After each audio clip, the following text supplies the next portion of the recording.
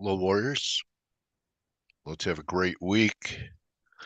Hope everyone saw Jerome Powell selling higher for longer on 60 Minutes. How you doing, Ingmar? Michael? Doing okay. Bran? Hi, Laura. James Groom. Hi, Kman. Ryan. Jordan. Louise. Welcome to F.A.C.E. Glenn Bendixson. Good morning. Good afternoon, Glenn. Welcome to F.A.C.E. Okay. So I think the whole team is here today. Let's start off with Ryan. Are you ready to fade dollar strength, Ryan? Nope, you're talking higher for longer. That sounds like my blood pressure at the moment. Okay. With a pull of shorts. No, it looks like we've got some breaks on the cards. Yeah. Levels for euro? Underneath 107, 107 is the big level. We got a 61.8 fib, 107, 12, 13, and then it's the big 107. Always the big level down here. Yeah, been talking about that for quite some time, that level. Breakdown in cable. Yeah, finally. It's on its way. To what? 24? Should be low, should be 125 first. That's going to be the next main level. We've got a few little speed umps on the way, but 125 will be the next one. 124.50 is an old historical level as well that we visited plenty of times. So, yeah, I was looking for maybe this break to retest 126. We got as high as 94, I think.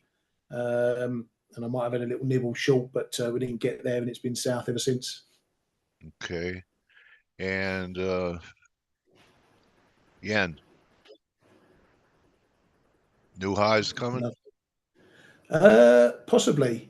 We've had a couple of failures now. Well, 3-4 failures up to 148.80s, which goes back to November, I think, as well, when we had a little breakdown there and then it found resistance. So I think this one looks like it might be walking in lockstep with yields as well. And we need to see 10s breaking 410 probably to get this one kicking through that resistance. Oh, there you go. It's already through. So, yeah, on its way. Okay, a heck of a move on that strong jobs number. I was thinking that maybe this was A and this is B and now we're in C. And if it's equal to, we're still going to take out our challenge 420. If it's a fib extension of it, that's how you could get 440, which would be a 50% retrace of the whole decline. So Friday, pretty key day. Almost looks like it's opening with a little bit of a gap. And I talked about this before the number. That was very important, that TLT could be a failing rally to set up a correction, the next wave down to 90. Called over a point lower here at, say, 95. Did it with a gap. So, until this yield move is over, hard to be long anything. What do you think? Yeah. Hard to be long anything. Yeah, you with us, Kman? What are you thinking here, bro?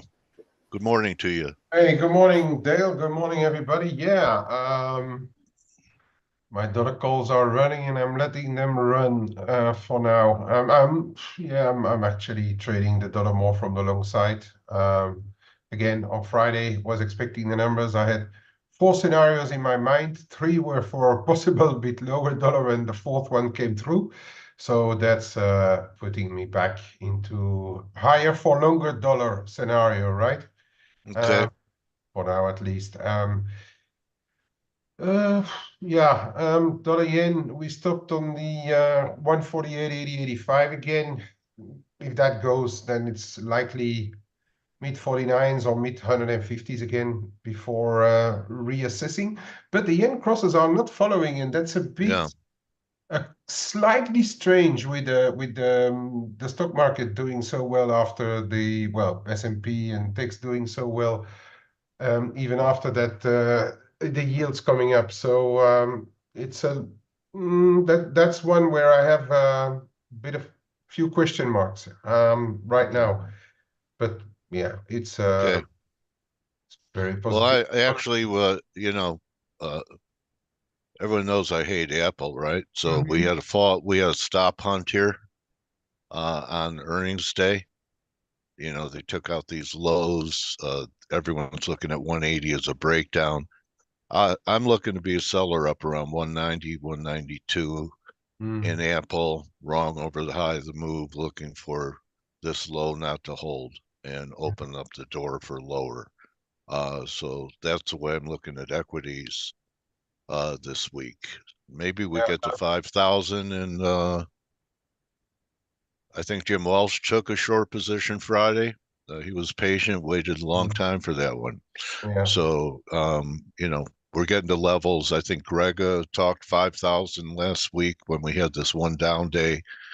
Still thought that we could rally to five. So, we're almost there. The It's metals, it looks go to ahead, be buddy. it looks to be too close not to be printed, right? What? The New high? 5K. Oh, yeah, yeah. I mean, you've been in the business long enough to Mm. know those big round numbers are, yeah, that's a great Magnets. point. Yeah, They're yeah. magnets. So, But on the other hand, it could also be that we do 5,001 and then lose 10%. I have been around long enough that I remember it was a big deal and people had hats at Dow 5,000. Mm. Yeah, and then came the Do you remember? 30,000 You hats. probably you remember that, right? Yeah, yeah. Yeah, that was a big milestone. Mm. Yeah, now if we went to 5,000, we'd be in the worst depression in American history. But it was a celebration number. I don't know, mid 80s. It's all about the amount of money floating in the markets, huh? Yes, where you come from. Um, So let's see, metals. But Maybe we'll that's find a trade in itself, Dale. You what? could pick up those 5,000 hats on the cheap now. If you ever drop back there, they'll be worth a fortune. Yeah, and oh yeah, there you go. Or you just change it from Dow to uh spoos, so and if it Get collapses your phone afterwards, out. yeah, yeah. you just add "I was there." Gold looking ugly. Yeah, I remember the bottom in 1982 in August. I was short at IBM. Um, uh, the low was it's funny because it came into play after the real estate crash. It was 660. I don't know if it was 666, but remember that 666, baby. yeah, remember that, Blake, in Yep. 2008? Yep. They called it the Mark It was Haynes it was the low. Haynes bottom, Mark Haynes Yeah, bottom. yeah. Yep. Anyway, so what do you think? Are you tempted to buy any silver, Kay? no, I'm going to wait. This number scared me a little bit on Friday to really jump into it. There's going to be levels, but I want to let this move in the dollar play out first because it can be a bit longer lasting than people may have expected. I'm not expecting silver to completely drop away because having a decent economic environment, soft landings and stuff like that is still not too bad for this particular one. But it's just that if the market really wants to buy dollars for the rest of February, it could be that we get like much better levels to step in. And 2120. And I think Blake has a chart. I saw a chart by Greg on silver, and he has it as a symmetrical triangle. So I'm not sure where it would break down on that formation. Is that what you have on silver, Blake? Was it Yeah, I have it eventually breaking that low, and that comes in right around 20. Well, right now about 2120, 2130, somewhere okay? around there.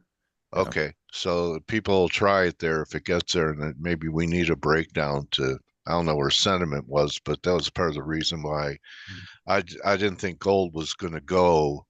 Um, we were at 77. I think we talked Friday about that. So anyway, retaliatory strikes after you give the enemy 5 days to, you know, go take a vacation somewhere. I think it was strictly, even though there, you know, were casualties, was more of a psyop by sending a B-1 over there to show them we could project power and be back in 7 hours. So, and I don't know, maybe Biden's right. I mean, by doing that, they both say, you know, they both say Iran doesn't want a war. We're saying we don't want a war. Maybe it's we don't want to be blamed for starting the war from both of them. And what do you think? Possible. It's Yeah, all so about show, isn't it? It's all about show. Show for the Iranians at home and show yeah. for the US in America. Well, maybe we get a ceasefire. You know, if we get a ceasefire in Gaza, and they take gold down, it's trading around 1950. That would be perfect to buy gold on a peace deal, or at least a ceasefire. See if that happens. But you know, it's a slippery slope. I mean, who would have imagined 2 months ago that we'd be, you know, having these bombing campaigns in all these different countries, or at least know about it. So that's something maybe for the summer. You know, let's talk about crude since we're talking Middle East. So, you know, it had a pretty lousy week after it got to resistance. And here we are. I think Blake might call that a flag, you know, this action here. And if we're about to break down from a flag, 92, that'd be $20, that'd be 50. But, you know, I've had this line up here for about 8 months off these two lows. So maybe this is where we're going. 62. Yeah. The old What do you bid and think? bids. Yeah. And nat gas still trying to bottom. They're not creaming it. That's a weekly. Never sell sleeping market. I guess Blake would call this a goodbye house, goodbye account, goodbye wife because you're broke. A lot of goodbyes, right? Huh? That's why they call it the widowmaker. Maybe it's the divorce maker. Anyway, let's change it to the leading cause of divorce for traders is trading nat gas. That's a leading cause. So, guys, what do you think? Big numbers this week. What should we be paying attention to? ISM. We've got the ISM today. Okay. Services number, which is the bigger one. And if it follows what we've seen for the NFP and the Fed, then this dollar strength is going to continue. But if it's a shocker, oof, that's going to tip the apple cart a bit. I know that Blake, you know, had a head and shoulders formation that measured 105.30. You know, we're a few days away from that, and you know, 480 is we're almost there at 61.8 on the dollar. But maybe we're going to go 78.6. Does anyone think that this move is going to take out these highs? Is that what you know? I have to say after watching the 60 Minutes interview with Powell last night, he's pretty. I mean, I walked away thinking he was pretty hawkish. So I don't think he's. I think, you know, if you look at all these central banks and you're like, okay, this is going to be a race to who cuts first. I don't think we're going to be cutting first. I think other central banks are going to beat us to the punch. Well, and so you may cut first, but you may not cut as much as the others, or stay above the other, well above the others. That is right. Yeah, exactly, Kman. I mean, but I even think in this move higher in the dollar index, it may not be limited to 105. I mean, that's what we target. That's what we're seeing technically. Right. But, you know, to get above that and to continue higher would be, hey, we are not first. You know, ECB ends up being first, or some other central bank out there that matters. Maybe it's the, you know, maybe it's the I don't know. I mean, I'm just saying that I think that the dollar could even go further than where we're at. So I agree with you, Dale. Okay, so They're all cut at the same time. They're all going to cut at the same time if the data warrants it, because the Fed Powell said, they don't need bad data to cut rates. He said it last week. They want to get. I'm thinking, down. why did he go on 60 Minutes? Because he said everything on 60 Minutes. He said, because he's been asked. What's that? Because he's been asked. Okay, invited. Okay, that could Guess be. so.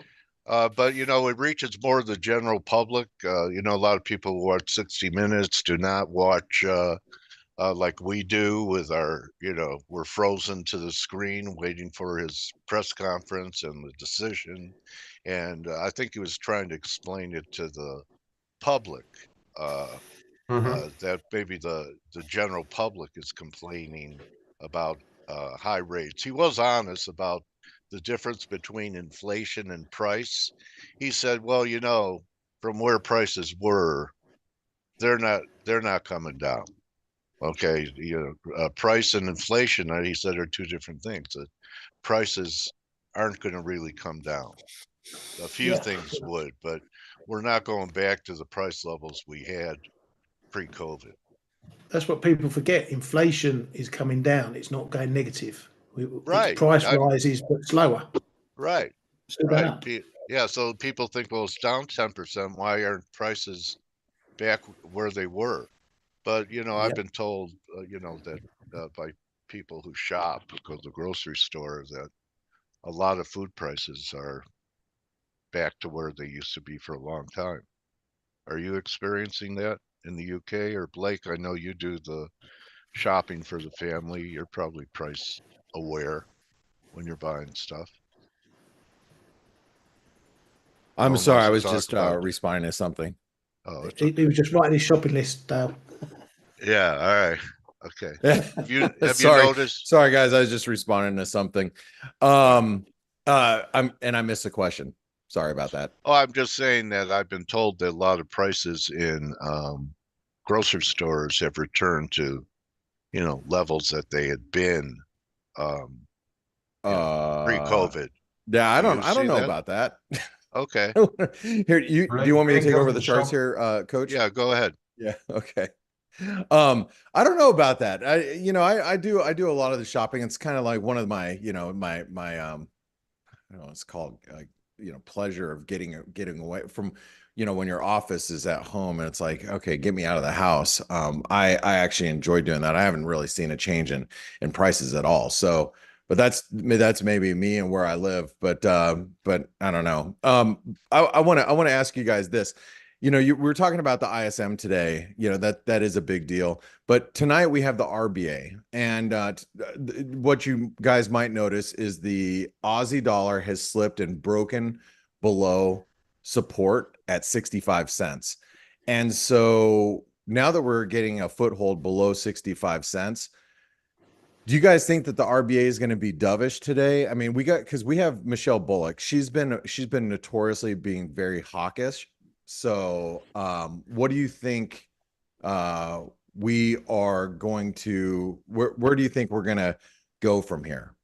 No, I think the RBA is going to be relatively neutral. Bullock was a little more hawkish than, what's her previous? No. Huh?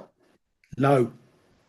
Yeah, she was a little more hawkish, but she wasn't really that hawkish. I think it's going to be a relatively neutral, but I don't, because the CPI has been up and down of late. So I think it's more down to the dollar, to what's going to happen to the Aussie. There is this little bit of Chinese overhang perhaps as well on the Aussie, because China is trying plenty of stuff, but it's not working and it's not attracting the investor at all. And that may be an extra weight on Aussie's shoulder right now. So already a neutral report should see some rally sellers perhaps around 25, 65, 25, 40, somewhere around there. Should see some rally sellers if we make it up there. Yeah, I think the dollar is just doing better. It definitely is doing better overall. You know, we're talking about the cable. This is let's go back over here.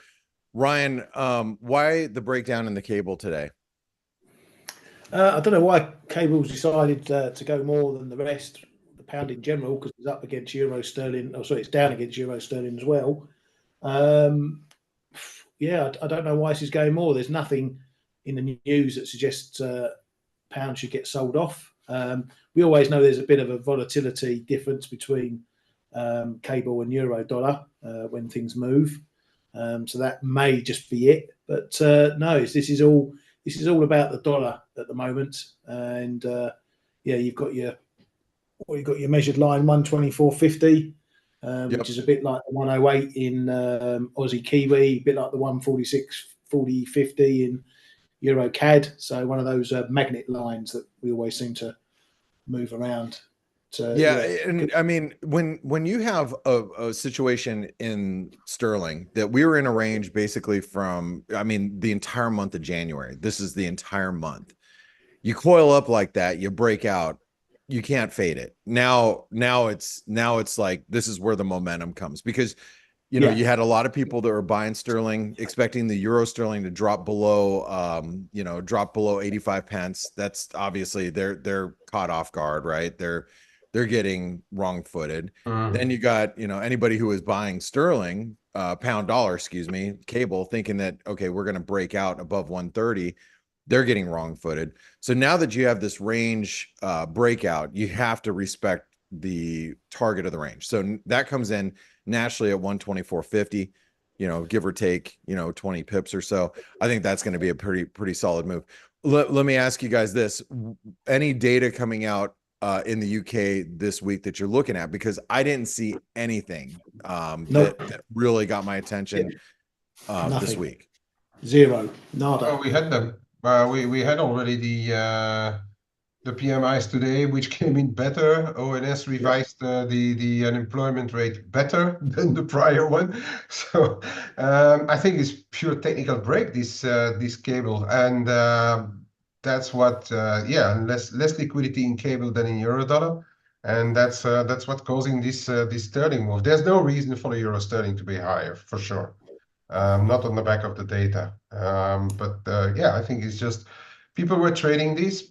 Sterling did, or cable, let's say, did bounce 3, 4, 5 times of this zone pretty easily. Now it's broken and it didn't bounce. So I think that's forcing people out of their positions, and perhaps now the takes are getting impulses to sell it, right?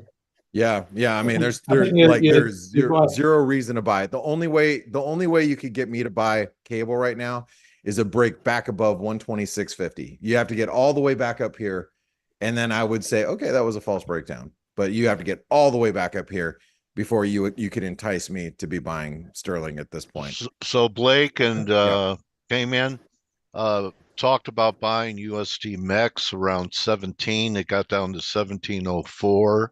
It wasn't as strong as USD CAD or USD Yen, but what do you guys think? I love it. I'm already long some. I got long some last week, and I'm looking for a break above the 200 DMA. Give us a little bit of selling pressure in stocks, and this thing is going to break out. This is good. This is, to me, is like the best setup on a breakout above 1740. Kman, well, what do you think? Why do you think I brought it up, man? We were going to keep it a secret. I'm sitting in it. It's expensive to hold, but I've been holding it since last. I think I picked it up again on Thursday or Friday. What do you think, Kay? Banxico this week as well, huh? And great point. If Banxico is starting to be a bit more dovish, we also have the Mexican CPI out. We also have the the consumer confidence out, which is I guess in Mexico not that an important number, but if Banxico starts to hint at cutting rates, or some, I read some people say they may be tempted to cut just by 0.25% just to give the indication. Then you may have a knee-jerk reaction in that dollar max, and then it's going to be the question: do we close above and hold those 17.40-45? If that holds, then I think it's it's probably going to test high 17s before reassessing. But I would argue if you trade crosses on the Mexican peso, I'd say stuff like Euro Mex, even perhaps Mex yen, could see also the Mex a bit weaker, but then they will wake up and say like, whoa, hey, hang on, we're still trading at 11%. And it's still a good neighbor of the US despite walls and stuff. The crosses may be a different issue. The way the dollar trades right now, I reckon, yeah, it may go for a break on any dovish hint or any weaker CPI or PPI prints. And Dale, you want to see something really cool? You see this top side blue line? Just go all the way back to COVID spike highs. Wow. Yeah, that goes all the way back. So just measure retracements from there and the lows about 6 months ago, and it could be a huge trade. It's one of those we get much above, like, let's just call it 1790, 18. I mean, it could really go for a ride. And these are the types of moves in you know, if you trade in emerging market currencies, the squeezes when they come, they're fast and furious. I mean, these moves that you see here are just, you know, so wild and so squeezy. You definitely don't want to be on the wrong side of that one. So if it really starts to go, and so it's pretty contrarian too, isn't it, buddy? Yeah, I mean, it's the VIX, right? It's basically, I think the VIX is going to break out. Oh, whoops! There's my comments from this weekend. So just that's from the week ad video. If you guys we went from meaningless to important in a week. Yeah, I mean, I think VIX is gonna blow out. Now, one last thing, and this is something that we should be talking about this morning. I know you already discussed yields, Dale. You talked about them. This is a big reversal right here, and you could say it's a double bottom. You could say it's a double top in the ZNs. Break down. Here's your range extension. What happens when yields rip? And if, I mean, yields, you can see they are moving right now. They continue higher. What's going to happen to stocks? I mean, and that's why you look at the equity market at these levels. You have to be a little nervous if yields continue to rally the way that they're rallying. And I would, be really cautious about being up, long up here. Not saying that you should just run out and start shorting everything, but if you're long and you've been long, you need to start managing risk. This is where you go, okay, well, we get below last week's lows, which happened to be 48.30, which was the all-time high breakout point in the S&P, right around here, 48.20, 48.30, somewhere right there. You get back below that, that's when you have to be very, very careful about being long risk, in my opinion. So what do you make of this move in yields, Brian? Is it alarming to you at all? No, not at the moment. I think as Dale pointed out, above 420, that's when things look a bit spicier. Because I don't, even from all this, I don't see a huge trend that needs to happen in the dollar. I don't see a massive jump higher in the dollar. But it's going to be determined by the economy. It's going to be determined by yields, what inflation does, and if that starts spiking up again, then those rates are going to stay higher and maybe even go higher still. So, yeah, for the moment, I'm not worried about this. Above 420, then, as I said, maybe something else is cooking. What do you think, Blake? Gotta make higher in yields. Gotta make a distinction between the shorter and the longer end now. But that is something that we will need to monitor. But if you look at the differentials, they're not moving that much. So yeah, it's going to be a slower grind. But I do think that the repricing is back underway. So we will need to monitor that. I think there's a bit more repricing to be done on those yields. But I don't know for how much, could be 5, 10 BPs and then bringing us back on the 10s, just above 420. But back on those stocks, there will be an inflection point, I reckon, on the equity markets. For now, they're still trading the US exceptionalism. So people in the market are still investing in US assets. So that's what this market is doing, and that's why your S&P is holding up. That's why, and we had those Meta and stuff last week as well, those buybacks. That's why also the ticks are flying. But there will likely be an inflection point when the yields break some certain level, that it's going to be signaling at least a top, if not a reversal on the equity markets. But for now, yeah, be cautious. But I would still not fight this right now. Before we Yeah. okay. Blake, I did read somewhere that February seasonally is not normally a positive month for equities. And Tony, take that into account. So signals were all positive until February, since October, right? So, you know, could be a 1 month interruption. Watch, whether seasonals come in and to play or not, I think you just need to watch, keep an eye on yields, the dollar, look at gold. Gold's starting to break lower. I know you guys are focused a little bit on silver. I mean, how many failures do we have to have in gold at 2070 before it just it pulls back a little bit? And what's your think downside target on that, Blake? I don't really have one, in gold. I mean, I look at it as a, long-term wedge. So, I mean, worst case scenario for gold, we're trading down at 1800, by the time we get there.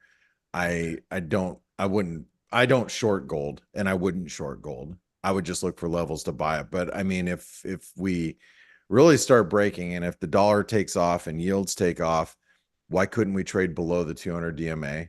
And which comes in at 1960, and trade back down towards 1800. I don't see what the issue would really be technically, especially with so many failures up here. And if you look just long term, and I know you have a interview, so I'll be quiet after this. This like channel, which I think it's a semi quasi channel over the course of years. The only reason why I think it is possible is because this dotted trend line, this is a weekly chart, by the way, from 2011 highs in 2020, and then that spike high on that Sunday, it was a Sunday, I think, when we spiked up there in Asia. Or no, it was a weekday actually, but anyway, in December, or was it November, yeah, or early December, anyway, when we spiked up there, it stopped right at that trend line. So I think that this is possible. I don't think we're going down there, but anyway, who knows? But I would be nervous about owning gold up at these levels because it can't break out. All right. With that being said, Dale, I know you have an interview. I just want to say thanks, guys, for being here this morning. We're gonna. I don't think as far as data goes, I don't think there's as much data that's going to be driving this market this week. But I think being where we're at in the markets, with the S&P up where it's at, stocks up where it's at, the dollar trying to break out, I think this could be a very, very volatile week. So, Dale, Ryan, Kman, thank you, gentlemen. Thank you. Dream team, way to go. Way to go, everyone. Thank you. Thanks, Kay. Thank you, Ryan. Thank you, Blake. So, Thanks, Coach. Things changed on the employment number. You gotta, if you don't learn how to change your mind, you won't have any change left. WD Gann. Hi, Kim. Welcome back to F.A.C.E. Great to have you back here. And if you unmute. Yep. Can you hear me? There you are. Hi. Hey, how are you? Happy New Good. Year. How are you? Same Good. to you. Now, just to figure out, my video. There we go. Okay. So I even shaved because I know you like to be on camera. Kim, what a great call you made last time you were with us. You said, I know it's not the bottom, but I'm buying TLT here. And you know what? It was very close to the bottom, within a handle or so. So congratulations on that call. Thank you. I'm looking how did interest you trade rates. it? How did you trade it? Now. Yeah. So I think I bought it around 82 or 83, whatever that, it went that was near the low. Pretty far down. Yeah. And I started buying it at 85, and but I got out at 95. As interest rates are like trading like meme stocks. Okay. There's just such a huge fluctuation. So I figured once I, you know, made some good money on it, I would get out. Yeah, To that's me, it where I wasn't a thought it. long-term hold. It was a trade. Right. Okay. So, you mind if we stay with it, examine it a little bit, and Sure. tell us what you're seeing? So, um, you know, we read after. I have to You put know. my glasses on here to see this. Okay. All right. Here, does that help?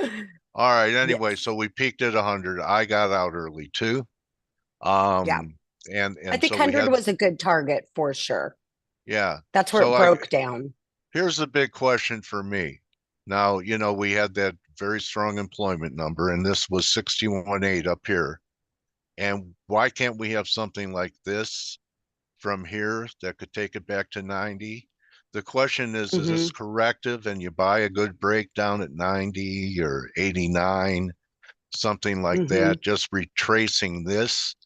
But if I look at something like the weekly for a bear argument,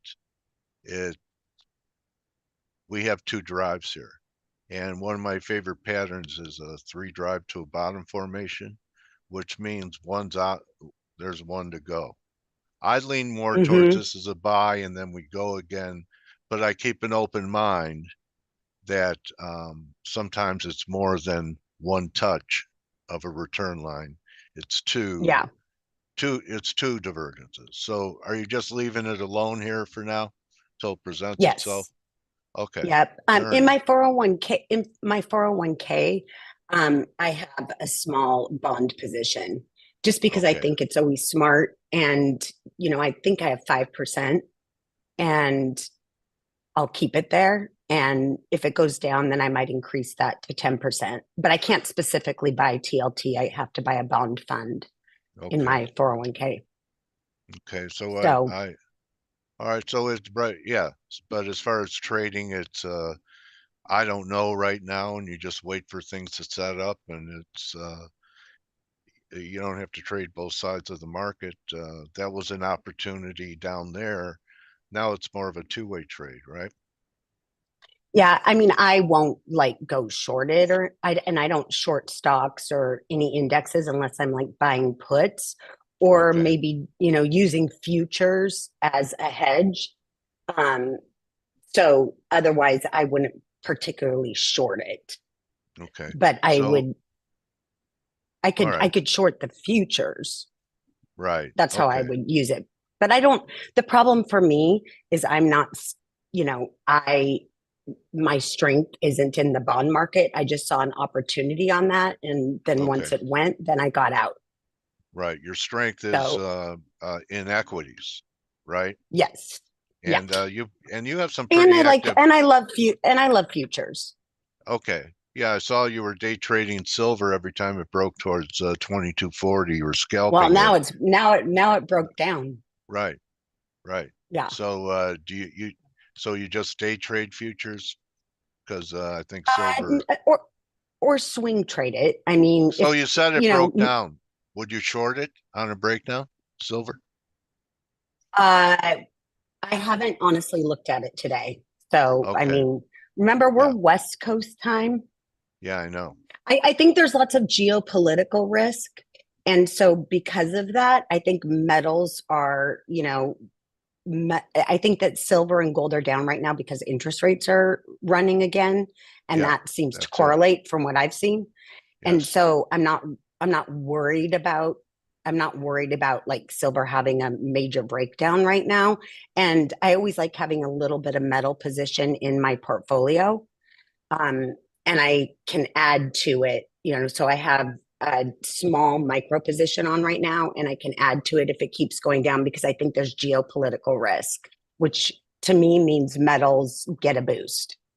Okay. And I don't have any metals in my portfolio. So it's always good to have how a about little the bit of metals. shares? Do you ever trade miners? They've been I weaker than used to. gold. Yeah. Yeah, I used to trade GDX and what's the silver one? SLJ or SILJ. These two. SILJ. Yeah, I used to trade those a few years ago. I don't know. I don't watch how they move anymore, so I haven't paid attention to it. Okay. Like a couple of years ago, there was quite a bit of options flow on those, and I saw that going out. I used bar chart or black box stocks, and I saw a lot of options flow on them, so I bought calls and bought some shares. Okay. But as of now, I just really only trade the futures. I like the futures because I feel for myself that it takes less capital, right? So I just trade the micros. It takes less capital, and then I can slowly add to my position. Okay. Or I can get out. Yeah. There's always that option. So I mean, the metals, to me, my read on them is they move up and down, and silver is the most volatile between silver and gold. So that can move wildly in a day. Like when Chairman Powell came out on Wednesday, silver plunged, and then I bought it.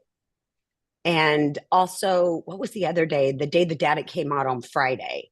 It was like the silver futures were like at 23.25 and they dropped to, I think, like 22.55 and then bounced from there. right.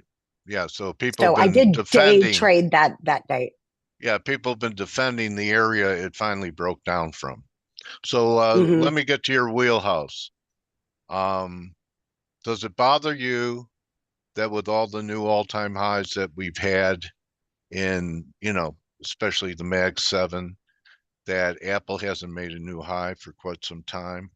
They were able to defend 180 after earnings, but this, S&Ps the last time we were down here were way above it. So where the S&Ps are now and where Apple is, to me, it's demonstrating a lot of relative weakness. Yep. Would it be a put candidate for you? Because I'm looking to buy some if we get up to 190 this week or 192. To buy some puts if we get up there. Yeah. I own the stock. Okay. And so the way I would trade it, I actually have a covered call on right now. Okay. I look up at my screen. I have it on at 185 right here. So I put that on right after earnings. And I didn't cover all my shares. I just covered a third of them. Okay. And then if it runs, to me, I would put a hedge wrapper on my stock. So, sell a call, buy a put. I think it's called a caller. I call it a hedge wrapper, as we've talked about before, because it's like a little present when it goes your way. Yeah. But it's I think their iPhone sales were really weak. They had some, news about the iWatch, China. And I think that was the third quarter that their sales were weak, if I'm not mistaken. And also they had the news on the iWatch where they pulled a bunch of those off the market because of some, not copyright, but trademark infringement. Was it trademark or? Oh yeah. With the blood oxygen. Right. App, which I love that app, by the way. All right. I always like to see what my blood oxygen's at. Does it change when you're trading? I haven't paid attention. I haven't paid attention when I'm trading. That'd be a good thing to look at, wouldn't it? And see the correlation. Let's do an experiment. Put on 10 big S&Ps today and monitor your blood oxygen. Well, I've told you my husband did that before with the NQ. 10 of those, and that was a little stressful. So I should have checked it then. I also gathered from your stream by some people that you repost that you think the market's pretty stretched up here. Yeah, am I right? Sure. But when markets are stretched, I think we've all learned that they can keep stretching. And so it's, I have a small short position, through the futures on the small caps because they've been the weakest. And just like with the silver, when it hits that 2000-ish area, it tends to go down. And when that makes moves, it makes big moves, right? It's like 40, 50 points. Yeah. So you can capture some of that by selling the futures. So I do have some short micro small caps on.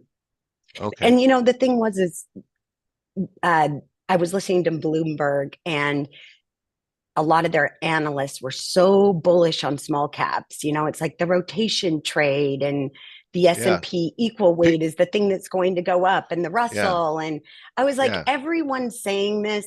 That feels not right. People saying it was going to double. Okay. But once we had the breakout, it will not double as long as I just want to show you this. Tell me what you think.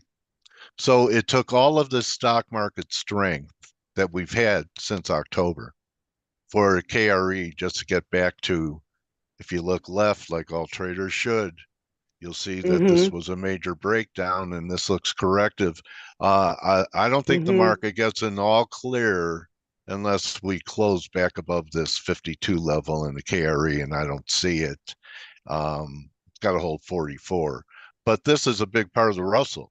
So if this is in trouble, I think you have something with pullback in the Russell. So you ever trade the any ETFs on the regional banks or I don't. money centers? No. You have no view. Do you have a view on the financials? You're mainly tech. I mean, I do. I own Citi. I love Citibank. Okay. All right. And so, I mean, part of it is I actually, you know, their relationship with Costco. So Costco is my biggest position. And I love using the Citi Card app. They have a brand new CEO. They're doing some really innovative. So I know the buy now, pay later is something that's, you know, the new thing, and you've got Affirm and and PayPal and a lot of these other companies doing it. Well, Citi's doing it too. So, for example, if I buy something at Costco, Citi will ask me on my Citibank card, do you want to do buy now, pay later, essentially? And it'll show me all the things that I can put on buy now, pay later after I've charged them. So it's not having you make that decision up front, and it's giving you 30 days to be able to do that, which I love. And if you're buying, using your Citi card, the Costco Citi card, to make Costco purchases, there's no fee, no interest for, I think they'll let you go 4 months.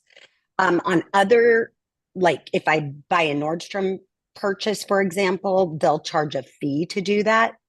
Yeah. But they're allowing you to make the decision after, and I'm not seeing other companies doing that. So they have this whole section on my Costco card, my Costco Citi, where I have like 10 items if I want to do buy now, pay later. Well, why not do that? I mean, take my capital, save more during the month, and spread it out over 4 months, especially if it's zero interest, zero fees. Okay. So I really like that. All right. How about does the chart have anything to do with you liking it? Or is it mainly the card? I do look at charts, but my husband's the chartist. But yes, that looks good to me. Yeah, all right. It's breaking out. All right.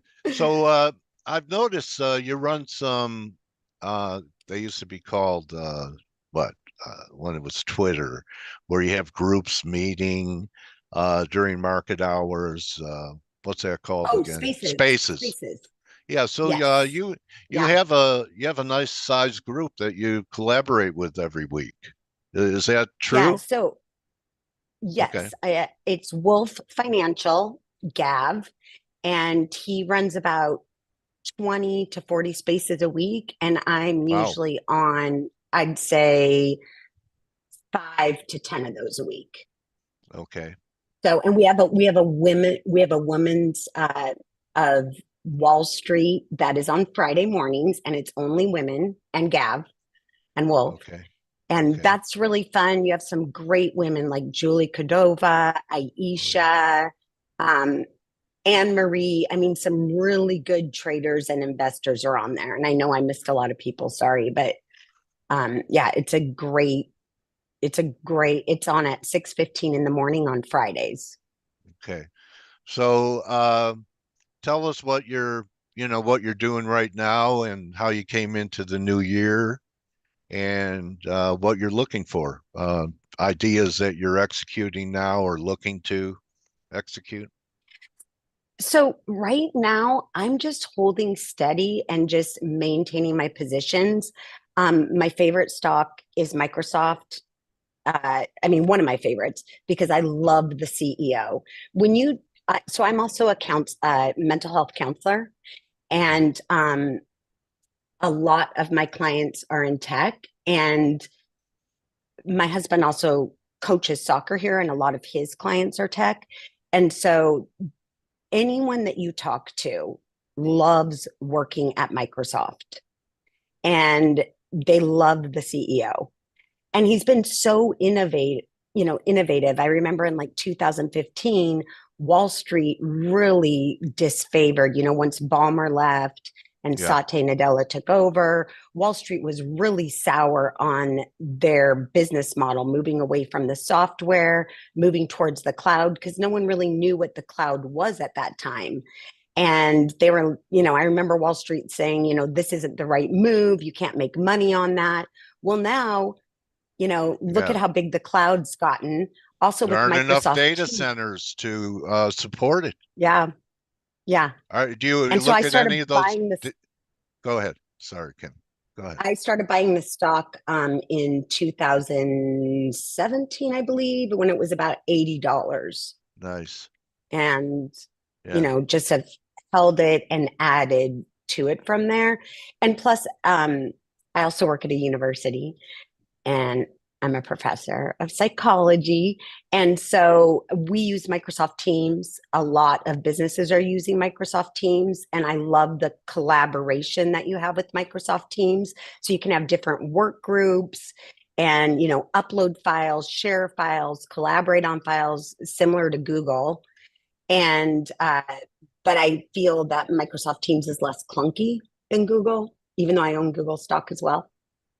Okay. Very interesting approach. I'm pretty much technical and correlating things to what's happening in other markets. Look at that breakout on Microsoft.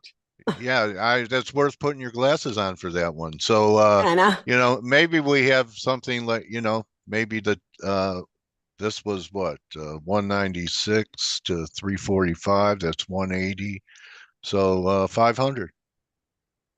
Would you book any? I mean, what would be? I know you love the CEO, but can't you love the CEO and say we got near 500, sell some shares and not tell him? Yeah, I keep track of my shares on a site called Savvy Trader, so everyone can see my portfolio. Oh, cool. And it shows what you trade, and it books it at the time that you post that trade. So if you sell shares and you don't put it on there and the stock falls, it will look like you didn't make money on it, right? So you have to, go and book it right away. But everyone can see my portfolio and what I'm trading, except for options or futures. They don't have that on there. Yeah. But I did sell some shares at about 390. I sold about 20% of my position, which now I'm kind of now I'm regretting a little. Why? What happened? I felt like it was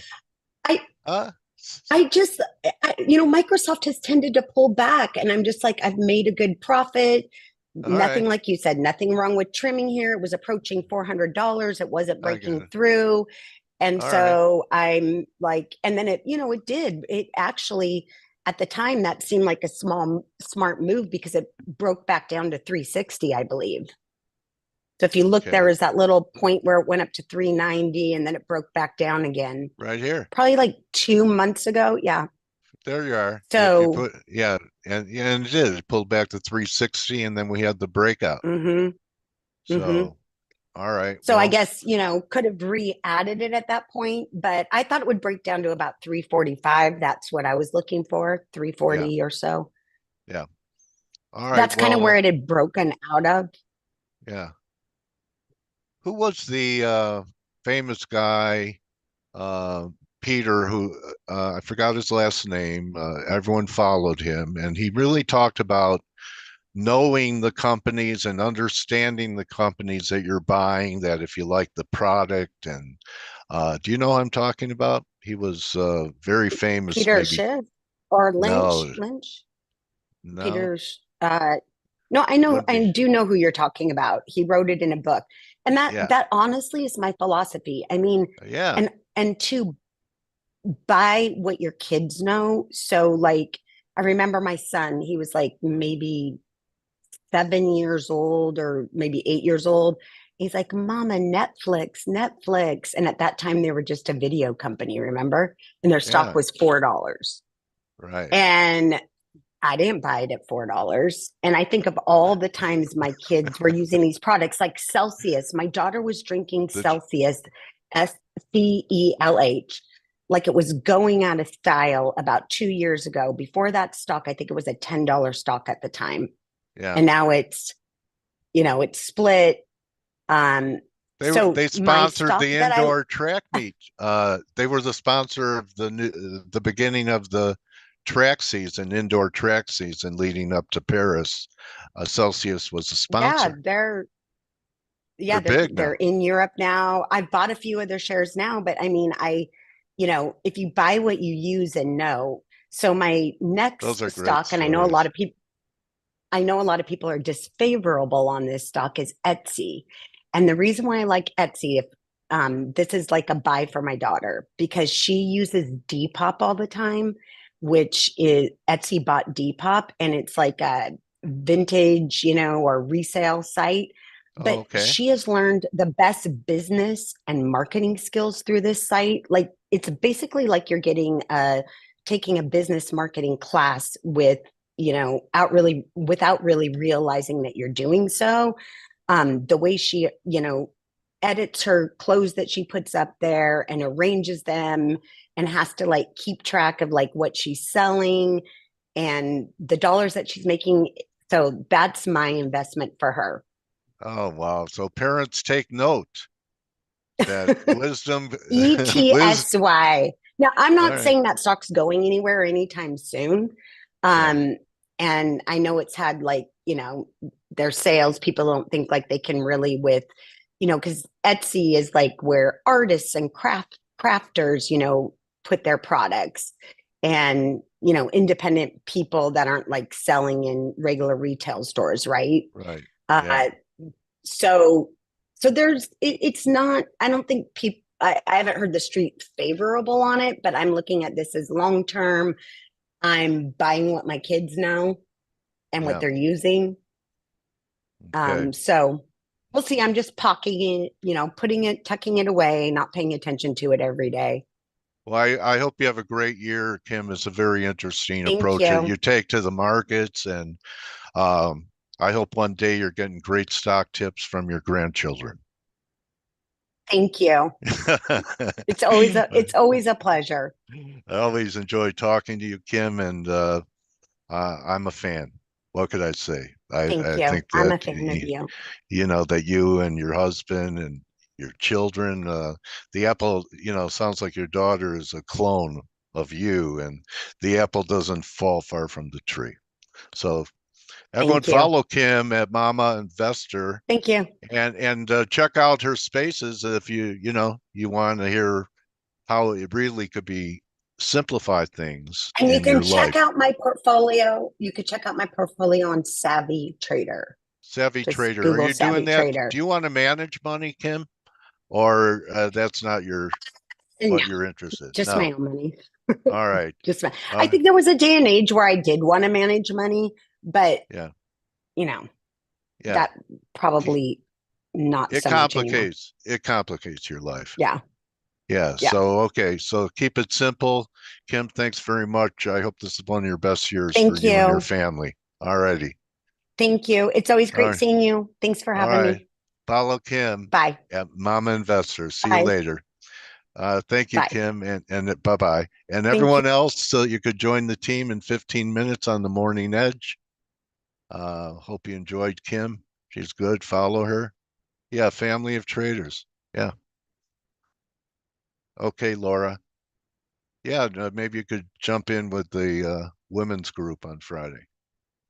I tried, but they bounced me out of there. Anyway, so have a great trading day, everyone. King dollar, king dollar, king dollar. Let's see. 105 looks like a layup now. So I'll see everyone for Turnaround Tuesday. Adios. You're welcome, George.